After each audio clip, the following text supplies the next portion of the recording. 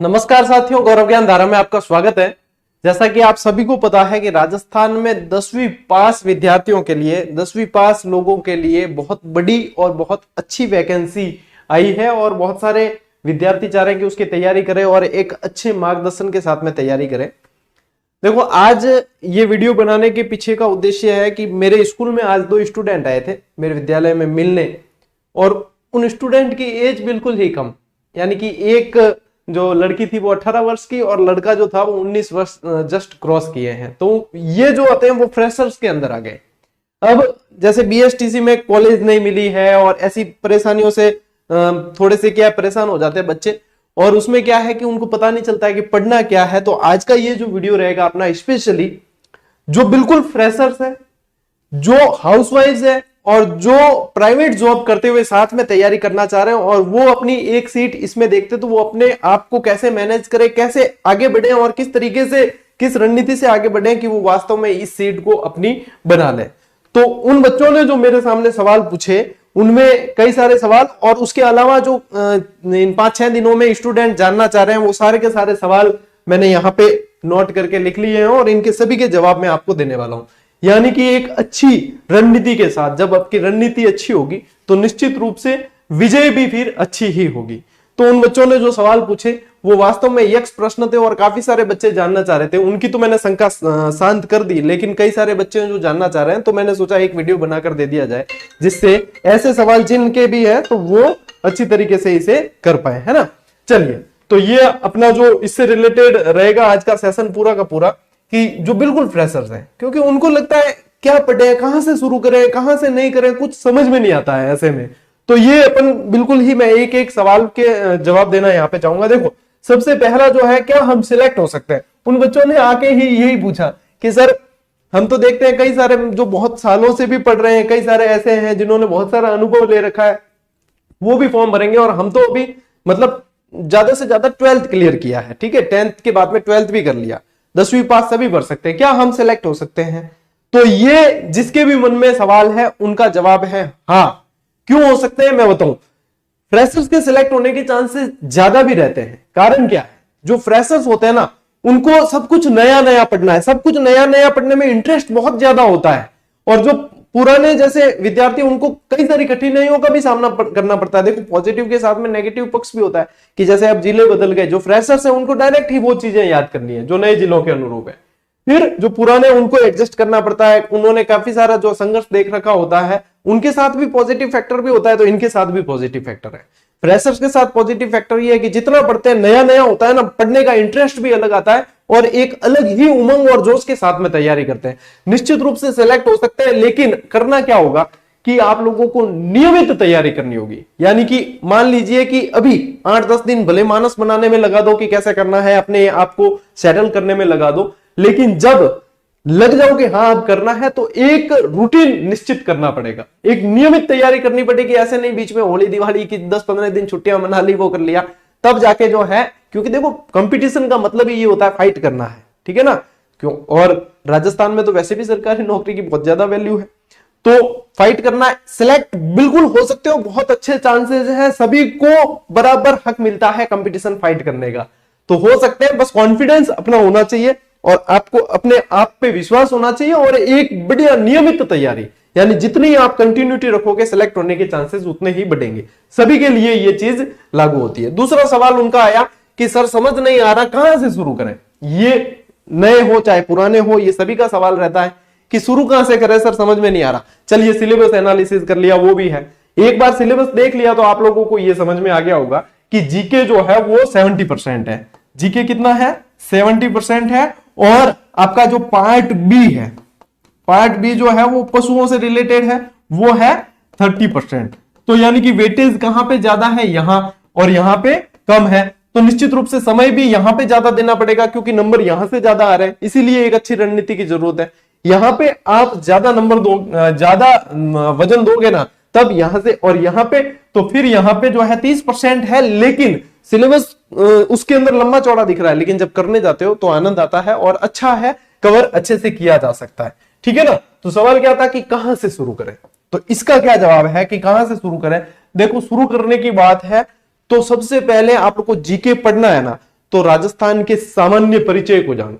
राजस्थान को अपना भी जैसे अब 15 तारीख से नया बैच शुरू हो रहा है, तो अपन भी क्लासेस यहीं से स्टार्ट करेंगे, और जब स्टार्ट करेंगे तो सीक्वेंस में ही चलेंगे अपन, तो पूरा सिलेबस के अकॉर्डिंग सीक्वेंस के अंदर ही चलेंगे, ताकि आपकी विधिवत तैयारी हो। तो जो बच्चे नए हैं उन्हें बता दूं कि 15 तारीख से अपन, मैं वैसे बताऊंगा आगे, 15 तारीख से बिल्कुल ही फ्री क्लासेस इसी यूट्यूब चैनल पे शुरू होने वाली है, जो आपको बिना कोई शुल्क के देखनी है, नोट्स बनाने और साथ साथ तैयारी करनी है। ठीक है, अब बात रही कि यहाँ पे सर शुरुआत, तो देखो राजस्थान जीके, तो राजस्थान जीके से शुरुआत करो, ये थोड़ा सा अपना अपना सा लगता है, तो पढ़ने में आसानी होगी। राजस्थान जीके में भी यदि आप चाहो कि कहां से शुरू करें सर, तो आरबीएससी की पुस्तक है, जो 6ठी से लगाकर 10वीं तक चलती है, उनको आधार बना सकते हो। और जो फ्रेशर्स है ना, जो अभी अभी पढ़ के आए, उनके लिए तो और भी आसान है, वो तो मतलब महीने 2 महीने में तो 6ठी से 10वीं तक की पुस्तकें पूरी ही निपटा सकते हैं, पूरी निपटा दी, कोई दिक्कत नहीं है, आपका बेस एक तरीके से मजबूत हो जाएगा। एक बार ये मान के चलो याद नहीं होगा, फ्रेशर्स ध्यान देना, पहली बार में आपको लगेगा याद नहीं होगा, नहीं होगा याद। पहली बार तो रीडिंग ही करनी है, रीडिंग करो, जो चीज समझ में आ जाए ठीक है, कोई बात नहीं, नहीं समझ में आती तो भी कोई बात नहीं। दूसरी बार जब पढ़ोगे तो कई सारी चीजें क्लियर होगी, तीसरी बार में तो आपको बहुत सारी चीजें याद हो जाएगी, और इस तरीके से आप लोग आगे बढ़ते चले जाओगे और लगेगा कि हाँ वास्तव में सही दिशा में जा रहे हैं। तो शुरुआत कहां से करनी, जीके से कर लो। ठीक है, जीके से कर लो, डायरेक्ट पार्ट बी में हाथ नहीं भी डालो तो कोई बात नहीं है, जीके से शुरुआत कर लो। यदि आप साइंस फील्ड से हो तो आप साइंस से शुरुआत कर लो, कोई दिक्कत नहीं, उसी चीज को मजबूत करो। गणित में इंटरेस्ट है तो गणित से शुरुआत करो, सारी चीजें हैं इसके अंदर, जहां से आप लोगों का इंटरेस्ट ज्यादा है ना, उस चीज से स्टार्ट करो कि मेरा इंटरेस्ट सर ये पढ़ने का है, तो वहीं से स्टार्ट करो। कम से कम एक सिटिंग पावर होगी, आपका रूटीन बनेगा, आप बैठना सीखोगे, और बैठना सीखोगे धीरे धीरे धीरे धीरे आप आगे बढ़ते चले जाओगे। यानी कि पहला स्टार्ट का प्रथम चरण है आप लोगों को किताब लेकर बैठना सीखना है। जब बैठना सीख गए तो धीरे धीरे सारा ही गेन करते चले जाओगे। ठीक है, देखो आगे क्या है, बीएसटीसी में नहीं हुआ, क्या इसमें हो जाएगा। एक बहुत अच्छी बात मैं आपको बताऊं, जब आप पशु परिचर की ये तैयारी करते हो, तो यहां पे आप लोगों के बीएसटीसी का आधे से ज्यादा सिलेबस कवर हो जाता है। मतलब जीके वाला पार्ट पूरा कवर हो जाता है, मैथ्स वाला पार्ट कवर हो जाएगा, फिर बचेगा बाद में जो है भाषा से संबंधित, कोई बात नहीं, उसे आप कर सकते हो। यदि आप फ्रेशर्स है तो आप स्कूली शिक्षा पार करके आए हैं तो आप उसे बहुत अच्छे से ग्रामेटिकल जो आता है वो अच्छे से कर जाओगे। ठीक है, तो यहां पे यानी कि आप पशु परिचर की तैयारी कर रहे हो, साथ ही साथ बेनिफिट आप लोगों के लिए क्या है कि आप बीएसटीसी के लिए, प्री बीएसटीसी जो होता है उसकी भी तैयारी आप धुआंधार तरीके से आपके साथ में चलती ही रहती है, अप्रत्यक्ष रूप से। मानकर चलो, इस बात को याद रखोगे कि हाँ सर आपने कहा था, और हमारी एसटीसी की तैयारी भी साथ साथ हो गई, और बढ़िया दम लगा के तैयारी कर ली तो आप एक सीट पशु परिचर में भी निकाल जाओगे। लेकिन यही है कि देखो, सिर्फ फॉर्म भरने से मतलब नहीं होता, तैयारी शिद्दत से करनी पड़ती है। यदि किसी चीज को शिद्दत से चाहोगे तभी वो आपको मिलेगी। ठीक है, तो ये अब बीएसटीसी में नहीं हुआ, चाहे किसी एग्जाम में नहीं हुआ, जरूरी नहीं है कि एक एग्जाम में नहीं होना यानी दूसरे में भी नहीं हो, ये जरूरी नहीं है। या एक एग्जाम में नहीं होना आप लोगों की काबिलियत का आकलन नहीं हो सकता है। हो सकता है कोई परिस्थितियां रही हो उस समय, एग्जाम हॉल की क्या परिस्थितियां हो, या तैयारी करने का टाइम नहीं मिला, या कुछ भी हो सकता है जिस वजह से उसमें नहीं हो पाया। कोई बात नहीं, जो गलतियां थी उन पे वर्क करो और इसमें बढ़िया मेहनत करो। मैंने ऐसे उदाहरण देखे हैं जिनका रीट में नहीं हो पाता है, 3rd ग्रेड में नहीं हो पाता है, 2nd ग्रेड में नहीं हो पाता है, लेकिन वो 1st ग्रेड में निकाल देते हैं। जिनका 1st ग्रेड में नहीं हो पाया उन्होंने असिस्टेंट प्रोफेसर में सीट निकाल दी। तो ये जरूरी नहीं है कि एक एग्जाम में नहीं हुआ तो दूसरे में भी नहीं होगा। आत्मविश्वास होना चाहिए।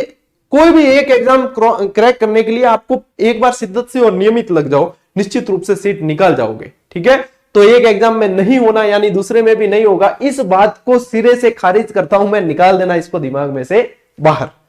ठीक, और ये एसटीसी की तैयारी आप लोगों के साथ साथ होगी, इसके साथ ही हो रही है। मान लो पशु परिचर का कवर कर रहे हो, बीएसटीसी की आप साथ में ही कर रहे हो तैयारी। ठीक है, सर इसमें काम क्या करना होगा, उस बच्ची ने मुझसे सवाल पूछा कि सर इसमें काम क्या करना है। जैसे मैंने वीडियो बनाया था, लेकिन बताऊं इसमें काम क्या करना है। कई सारे विद्यार्थियों की और बहुत सारे मेरे विद्वान साथी और भी यूट्यूब पे खूब सारे हैं, तो उन्होंने भी बताया है। ठीक है, जो भी बताया सबने सही बताया है। काम ये करना है कि पशु चिकित्सक जो होते हैं उनके साथ में हेल्प करनी है। ठीक है, अब आप खुद ही देखते हो कि इसमें कितना काम आता है और कितना क्या करना है। ठीक है, जैसे मान लीजिए कोई लंपी जैसी बीमारी आ जाए तो काम वर्कलोड बढ़ भी जाता है, नहीं तो नॉर्मल साधारण से काम चलते रहते हैं। यानी कि पशुओं से संबंधित ऐसा नहीं है। मैं कई बार कहता हूं, क्योंकि कई बच्चे क्या है कि किसी ने मजाक बना दिया किन्हीं बच्चों का, आप पशु परिचर कर रहे हो, पशु परिचर यानी कि चराने जा, ऐसा कोई नहीं है। चराने कौन देगा आपको? पशु चराने भी, पशु भी रखने कोई खाने का काम है क्या?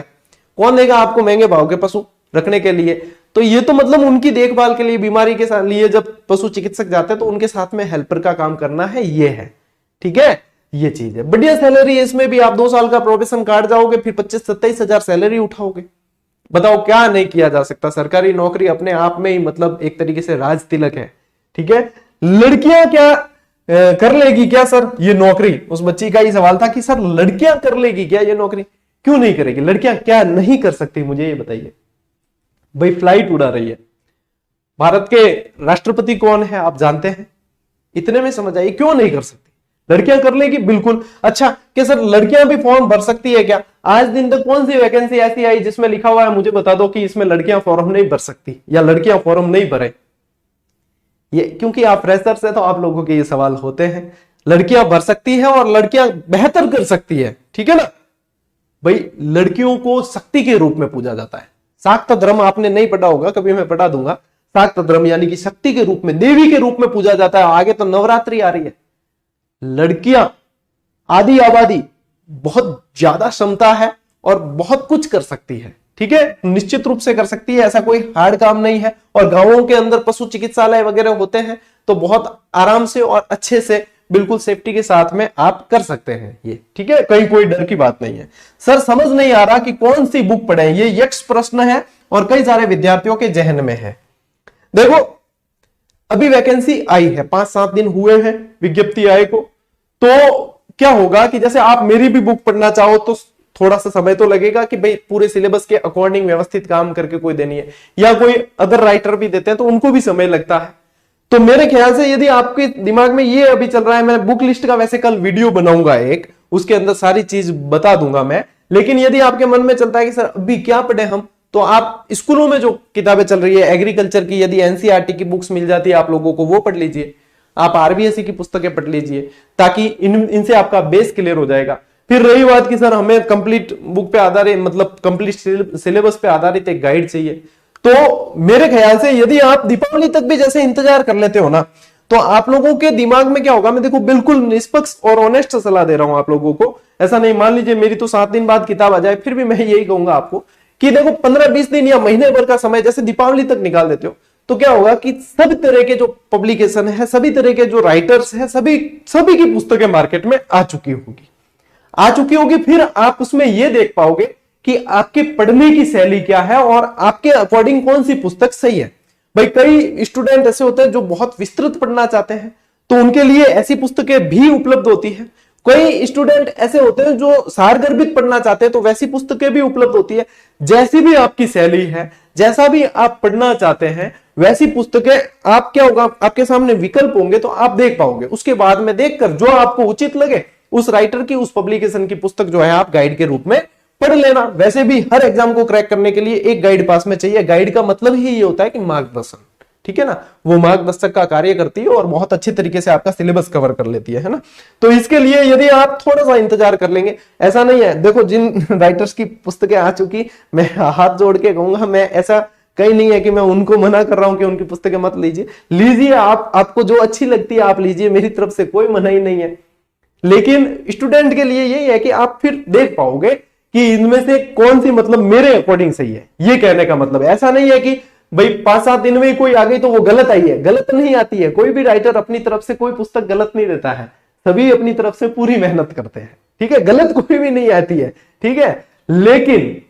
लेकिन विद्यार्थी के पढ़ने का इंटरेस्ट कैसा है, शैली कैसी है, वो यदि आपके शैली के अकॉर्डिंग आई है तो आप पढ़ लीजिए, कोई दिक्कत नहीं। तो यहाँ पे बुक चयन से रिलेटेड यदि जैसे थोड़ा सा धैर्य रख लेते हैं तो आपके सामने बहुत सारे विकल्प होते हैं। उसके बाद में आपका जो इंटरेस्ट है, आपको जो अच्छी लगती है आप पढ़िए, ठीक है। और कोई भी पुस्तक पढ़ते हो ना, उसमें से सवाल बनते ही बनते हैं, ये भी मानकर चलना। ऐसा नहीं है कि सर आपकी पुस्तक में से तो धड़ाधड़ बन रहे हैं और दूसरे में से एक भी सवाल नहीं बना, ऐसा कभी नहीं होता है।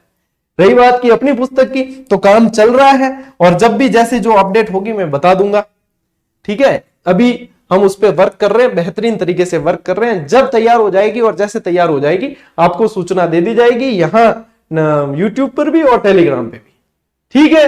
तो ये मैंने मेरी तरफ से निष्पक्ष सलाह दी है। बाकी यदि और भी राइटर्स है, और भी चैनल है, और भी मार्गदर्शक है, वो भी आप लोगों को सलाह देंगे, तो आप सभी की सलाह के अनुसार फिर आपको जो उचित लगे उसके अनुसार निर्णय लेके कार्य कर सकते हैं। मेन फोकस होता है अपना सिलेक्शन। ठीक है, आपके अनुसार जो सलाह सही हो उसके अनुसार आप आगे बढ़े। ठीक है, चलिए ये तो रहे इन सवालों के जवाब। अब देखो आगे और भी कुछ सवालों के जवाब है।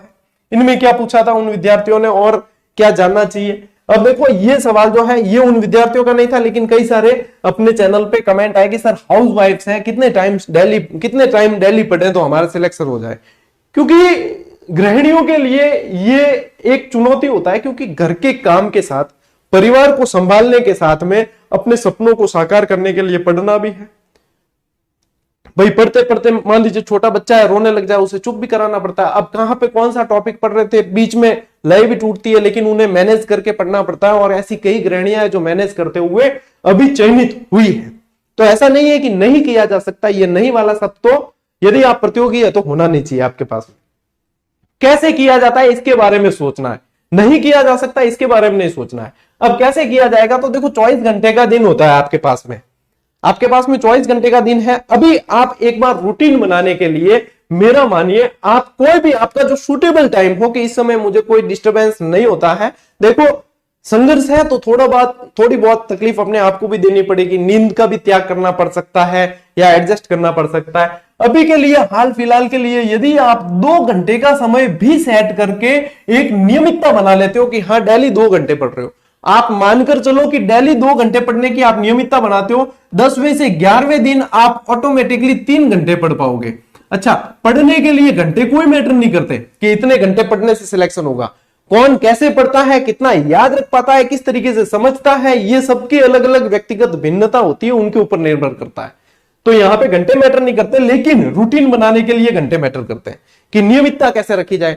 जब आप गृहिणियां हैं तो इतना देखो 24 घंटे में से आप 20 घंटे अपने परिवार को दे दीजिए, सोना खाना पीना सब कुछ, लेकिन आप 2 से 4 घंटे निकाल के नियमितता बनाइए। 2 से 4 घंटे निकाल के नियमितता बना लेते हैं, धीरे धीरे धीरे आपका सिलेबस भी कवर होता चला जाएगा, क्योंकि इसके अंदर आपके पास में एक अच्छा खासा समय है, 6 से 8 महीने तो मानकर चले आपके समय है ही है। तो इसमें बहुत बढ़िया आप कवर कर सकते हो, है ना। तो यहां पे ये चीज है, आप सबसे पहले गृहिणियों को मैं यही कहना चाहूंगा कि 2 घंटे का समय कैसे भी करके सेट करो। 2 घंटे के बाद में सेट करते करते आप देखो 10 दिन आपने 2 घंटे सेट किया है, 11वें दिन आपके 3 घंटे ऑटोमेटिकली सेट हो जाएंगे। ऐसे धीरे धीरे करते फिर आप जब इतना डेडिकेशन देते हो तो फिर परिवार वाले चाहे सपोर्ट नहीं भी कर रहे थे, उनका भी जो है नजरिया बदलता है कि भाई इतना एडजस्टमेंट ये कर रही है तो इसे सपोर्ट करना चाहिए। चाहे बदले या नहीं बदले, इतना टाइम आप सेट कर सकते हो और इसके अकॉर्डिंग आगे बढ़ना, धीरे धीरे समय बढ़ने लगेगा। ठीक है, और आपका ये सिलेबस भी कवर होने लगेगा। बस आपके जो अनावश्यक जो कार्य हैं जिसमें आपका समय व्यर्थ जा रहा था, उस समय का सदुपयोग करना है। देख लेना एक बार सोचकर 24 घंटे में कि आपका कहां कहां समय एक्स्ट्रा जा रहा है, उस समय को बचा के संचित करके जोड़ जोड़ के यहां पे ये समय सेट कर लेना है जो आपका स्टडी में जाएगा, तब आप लोग बहुत अच्छे तरीके से कर जाओगे। ठीक है, चलिए प्राइवेट जॉब करते हैं सर कैसे पढ़े। कई विद्यार्थियों की कंडीशन ऐसी होती है कि प्राइवेट जॉब कर रहे हैं, अब उन्हें भी पढ़ना है, प्राइवेट जॉब के साथ में प्राइवेट जॉब भी जरूरी है कि परिवार की आर्थिक स्थिति चलाने के लिए यह भी जरूरी होता है, तो यह भी करना है। तब क्या होता है, आप लोगों को मान लीजिए आप 8 घंटे की 10 घंटे की प्राइवेट जॉब कर रहे हैं। मैंने तो अभी अपने ही चैनल से ऐसे ऐसे सिलेक्शन देखे हैं कि जो प्राइवेट जॉब में, चलिए गार्ड के जॉब में मान लिया एटीएम में गार्ड के जॉब में फिर भी समय मिल जाता है, वहां बैठ के पढ़ा जा सकता है, ये है। और भी दूसरी प्राइवेट जॉब करते हुए भी विद्यार्थियों ने नौकरियां निकाली है। उसके पीछे कारण है कि उन्होंने लंबी तैयारी की और नियमित की। ये सबसे बड़ा मूल मंत्र होता है, यदि इतना कर लेते हो ना तो आप निकाल देते हो ये पोस्ट। तो देखो प्राइवेट जॉब के साथ में आपको क्या करना है, मान लीजिए आपकी 8 या 10 घंटे की नौकरी है, प्राइवेट जॉब कर रहे हो। अब आप जॉब कर रहे हो तो निश्चित रूप से आप अपने परिवार के लिए जॉब कर रहे हो, तो यानी आप अपने परिवार को सपोर्ट करने के लिए कर रहे हो, तो परिवार भी आपको सपोर्ट करेगा। 10 घंटे की जॉब करके आ गए, मान लीजिए आपने घंटा पर रेस्ट भी कर लिया, आप भी, मैं यही कहूंगा कि आप 2 घंटे जो है नियमित निकाल सकते हो। यदि आपकी जॉब कुछ ऐसी है कि आपको वहां पे भी समय मिल जाता है तो अपनी बुक साथ में लेकर जाइए। बुक नहीं भी ले जा पाते हो तो स्टडी चैनल आप देख सकते हो, जरूरी नहीं मेरा ही देखो, कोई भी स्टडी चैनल दे सकते हो। कहीं आपने टेस्ट सीरीज ज्वाइन कर रखी है तो समय का सदुपयोग करते हुए वहां पे प्रैक्टिस कर सकते हो। ये कई सारी चीजें हैं जो पढ़ने के विकल्प बताती है कि कैसे पढ़ा जा सकता है। मैं यहां नेगेटिविटी की बात नहीं करता, मैं हमेशा पॉजिटिविटी की बात करता हूं, आशाओं की बात करता हूं और उम्मीदों की बात करता हूं। ठीक है, तो यहां पे आप लोगों को यह देखना है, आपको भी प्राइवेट जॉब वालों को, कि हाल फिलहाल मुझे 1 महीना, आप दोनों के लिए बता रहा हूं, हाउसवाइफ और प्राइवेट जॉब, क्या हाल फिलहाल मुझे 1 महीना, ठीक है, 1 माह मान के चलो आपको कि 1 माह आपको प्रतिदिन 2 घंटे सेट करने हैं। अब कैसे करोगे, ये आपका टास्क है। वही बिग बॉस में भी टास्क देते हैं ना कि ये टास्क है, इसको कैसे पूरा करोगे। टास्क तभी मिलते हैं जब चुनौतियां होती है। चुनौती है 1 माह तक आपको 2 घंटे का टाइमिंग सेट करना है डेली। डेली मतलब डेली, कोई छुट्टी नहीं है। जब आप ये चीज कर लो 1 महीने बाद फिर मुझे कमेंट करके बताना। निश्चित रूप से मैं आपको यह कह सकता हूं दावे के साथ कि आपके 3 से 4 घंटे का समय सेट होने लग जाएगा ऑटोमेटिकली, क्योंकि जब जो करना चाहता है तो कायनात भी उसका साथ देती है। ठीक है, तो ऑटोमेटिकली होने लगेगा। जब ये टाइमिंग सेट होने लगता है तो आप अपने लक्ष्य के करीब बढ़ते जाते हो। ठीक, इतना करना अभी फिलहाल के लिए सारी बात निकाल के इतना करना है, इतनी ये सिटिंग आपको नियमित करनी है। ठीक है, चलिए एग्जाम जून तक का हो जाएगा क्या सर? देखो नोटिफिकेशन आया उसमें तो यही बताया है अप्रैल से जून मध्य के बीच में होगा, तो वही मानकर तैयारी करनी है। देखो वही मानकर तैयारी करनी है, ठीक है ना। उस टाइम तक आपको 2 बार रिवीजन भी कर लेना है, ये भी बता दूं। लेकिन जहां तक मेरा अनुभव है और मुझे लगता है जो कंडीशन बनती है उस समय मैं बताऊं, फरवरी से लगाकर और मई तक आप देख के चलो, अप्रैल मई तक जो है एग्जाम के दिन रहते हैं, जैसे कि बोर्ड एग्जाम हो गए, फिर स्थानीय स्कूलों के एग्जाम हो गए, ये एग्जाम हो गए। ये एक बहुत बड़ी भर्ती है जिसमें लाखों की संख्या में फॉर्म आएंगे, तो बहुत सारे सेंटर्स चाहिए होंगे, बहुत सारे एग्जाम सेंटर चाहिए। तो एग्जाम जब स्कूलों के चल रहे हैं तब सेंटर सेट होने मुश्किल है। रही बात फिर लोकसभा के चुनाव आने वाले हैं, तो चुनौती आयोग के सामने होगी कि ये उस समय कैसे एग्जाम करवाते हैं, कौन से डे सिलेक्ट करते हैं, कैसे क्या है। बताया तो यही है कि अप्रैल से जून मध्य के बीच एग्जाम हो जाएंगे, लेकिन यदि स्कूल का और सभी सेंटर का सेट हो जाता है तो निश्चित रूप से हो जाएंगे, नहीं तो महीना 2 महीने आगे पीछे। यानी कि मानकर चले कि 6 से 8 माह का समय आप लोगों के पास है। कितने? 6 से 8 माह का समय तो है। और किसी भी भर्ती को जो आपके 10th लेवल की है, ये इसमें बहुत ज्यादा गहराई से नहीं पढ़ना होता। 10th लेवल की भर्ती के लिए 6 से 8 माह का समय बहुत पर्याप्त है एकदम, क्योंकि इस समय तक लगातार पढ़ा जा सकता है। तो बहुत बढ़िया और बहुत पर्याप्त समय है, आप कर जाओगे। ठीक है ना। देखो पहले कभी जीके नहीं पढ़ा, उस बच्चे ने ये सवाल पूछा कि सर हमने पहले कभी जीके पढ़ा ही नहीं। स्कूली शिक्षा में बहुत चीजें पढ़ी लेकिन जीके प्रतियोगी परीक्षा की दृष्टि से नहीं पढ़ा, ये फ्रेशर्स के लिए है। ठीक है ना। तो क्या अब समझ में आ जाएगा। होता क्या है कि जब कोई नया नया बच्चा तैयारी स्टार्ट करता है तो उसके पेरेंट्स, उसके घर वाले, वो बच्चा सभी एक्साइट होते हैं कि हमारा बच्चा कंपटीशन की तैयारी कर रहा है। उस समय वो खर्चे को नहीं देखते, वो चाहे तो यहाँ 20, 25, 30, 50 हजार तक भी खर्च कर लेते कि हाँ हमारा बच्चा नौकरी की तैयारी कर रहा है, नौकरी लग जाएगा, वसूल कर लेंगे। लेकिन खर्चे को करने के लिए भी व्यवस्थित जगह करना चाहिए, है ना। फिजूल खर्ची से मतलब नहीं है। व्यवस्थित जगह का मतलब यह है कि देखो परखो, आप यदि कंपटीशन के दौर में अभी उतरे हो तो देखो परखो कि क्या चीज कैसे हो रही है, उसके अनुरूप। ऐसे अनावश्यक पैसा खर्च नहीं करना है कि हाँ मैं एक ही सब्जेक्ट की 10 गाइड ले आया, 10 पब्लिकेशन की 10 ले आया, मैंने सब चीजें जो है सारा सब कुछ कर लिया। ऐसे नहीं, अनावश्यक नहीं। उसे देखो परखो, जानो कि क्या चीज हो रही है। पैसा लगे, आपका पढ़ाई में लगता भी है, लगे कोई दिक्कत नहीं है, लगाते भी है। एक बार जब 18-20 साल का बच्चा हुआ है तो मारवाड़ी में क्या हूस चढ़े, हूस चढ़ी उड़ो, मतलब करे भी, खर्चा भी करे। ठीक है, लेकिन अनावश्यक खर्चा नहीं करना। ठीक है, तो यहां पे क्या है, अब देखो बात यहां पे थी कि जीके नहीं पढ़ा, जीके नहीं पढ़ा, लेकिन आप लोगों को जीके पढ़ने में बड़ा इंटरेस्ट आएगा। इंटरेस्ट क्यों आएगा? आप नए नए हो, फ्रेशर्स हो, आप लोग नई चीज पढ़ने के लिए, हमारा दिमाग भी होता है ना, उत्सुक होता है बहुत कि नई चीज कोई करनी है। अब देखो किसी को एडवेंचर कभी कोई नहीं किया, एडवेंचर स्पोर्ट्स, उसको एडवेंचर स्पोर्ट्स के लिए ले जाएंगे तो बहुत एक्साइट होगा, बहुत ज्यादा। तो वो एक्साइटमेंट आप लोगों के यहां जीके में काम आने वाली है और उस एक्साइटमेंट को सही दिशा में लगाना है। बिल्कुल किया जा सकता है। कभी ना कभी तो हर किसी ने पहली बार जीके पढ़ा होगा। आजकल तो आप लोगों के पास में इतनी सारी फैसिलिटी है कि जिसने नहीं पढ़ा वो भी तरह तरह के टीचर्स जो है यूट्यूब पर फ्री क्लासेस के माध्यम से आप लोगों को पढ़ा देते हैं। विश्व स्तरीय कोई जयपुर के टीचर से पढ़ना चाहता है, चाहे झालावाड़ में बैठ के वो पढ़ सकता है। कोई जयपुर में बैठकर सुमेरपुर के टीचर से पढ़ना चाहता है, पढ़ सकता है, सारी फैसिलिटी है। तो बिल्कुल किया जा सकता है और बहुत अच्छे तरीके से किया जा सकता है। पहले नहीं पढ़ा कोई समस्या नहीं है, हर चीज पहली बार कभी ना कभी करनी पड़ती है, लेकिन आप लोगों को मजा आएगा। आप लोगों को सिर्फ नियमितता पर ध्यान देना। पहले पशु संबंधी डेटा नहीं पढ़ा, आप जीके वालों के ये किसके लिए है, जो पुराने की लड़ियां ना कि सर पशुओं से संबंधित जो पार्ट बी में है वो डेटा नहीं पढ़ा, तो क्या हम समझ आएगा। तो आप जीके पढ़ पढ़ के बोर हो चुके हो ना, उनके लिए ये नई चीज है और आप इसमें अच्छा करोगे, ये भी मैं कह दूं। आप लोग इसमें अच्छा करोगे, आपको इंटरेस्ट आएगा। भाई बंधियाकरण क्या होता है, कृत्रिम गर्भाधान कैसे होता है, पशुओं में क्या चीज कैसे, बढ़िया इंटरेस्ट आएगा पढ़ने में। ऊंट अभी तक पशुधन में नॉर्मली पढ़ा था, अब ऊंट को विस्तृत तरीके से पढ़ना है, गाय को विस्तृत तरीके से पढ़ना है, तो बढ़िया इंटरेस्ट दिखेगा और ये आप लोग भी इसमें बहुत अच्छी तरीके से कर पाओगे। ठीक है। अब देखो सर नए जिले तो नहीं बनेंगे, बच्चे ने कैसा प्रश्न पूछा कि सर नए जिले तो अब नहीं बनेंगे। अब आचार संहिता लग चुकी है, जो 3 जिलों की इससे मैं ये कह सकता हूं पूर्व मुख्यमंत्री कह दूं क्या, उन्होंने घोषणा की थी, तो वो भी अधिसूचना जारी नहीं हुई, और जब तक अधिसूचना जारी नहीं होती कोई भी चीज अस्तित्व में नहीं आती, सिर्फ घोषणा है, वो घोषणा ही रह गई। जब उनकी अधिसूचना जारी होती है तभी वो अस्तित्व में आता है, यानी कि आपको जीके 50 जिलों वाला ही पढ़ना है। ठीक है, 50 जिले वाला ही जीके पढ़ना है। ठीक है, यही चीज आपको पढ़नी है, 50 जिले वाली।